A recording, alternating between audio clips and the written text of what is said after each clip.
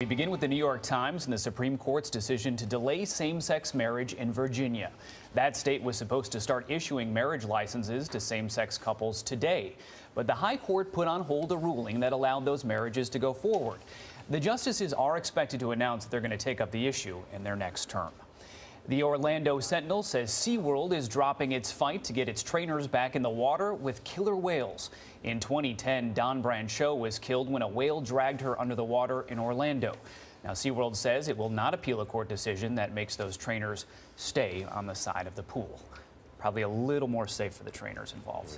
So many of us realize so much more about what happens after Blackfish, which of course SeaWorld has then come back and said is inaccurate and misleading. But I think it opened people's eyes to that debate. So true, and this is hurting them a lot at their parks. The Washington Post says Visa wants to make it harder for thieves to buy gas with our credit cards. Visa is using new software that creates a risk score after analyzing 500 pieces of data. If the score is too high, a message flashes on the pump and makes the customer go inside to see the clerk. Now, about 25,000 gas stations have already signed up, and as someone who's had my credit card stolen and used at a gas station, I am very happy about this. Same thing for me. Yep, it's really cool. Wow. The Wall Street Journal says Russia temporarily closed 4 McDonald's locations in Moscow. Russia's consumer safety agency blamed the closures on sanitation violations.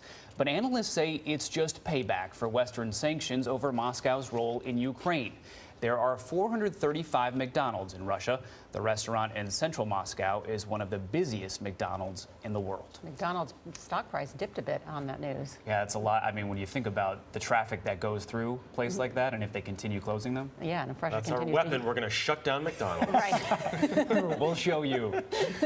And finally, the New York Daily News says critics are blasting President Obama for playing golf shortly after praising James Foley. The president teed off on Marthas Vineyard while the parents of the murdered journalist were speaking to reporters on Wednesday. And James Foley, James Foley and I actually went to Marquette University at the same time. And I didn't know him personally, but he does say that he credits his Jesuit education with inspiring him to become an inner city teacher and later giving him the passion to report from war-torn places around the world.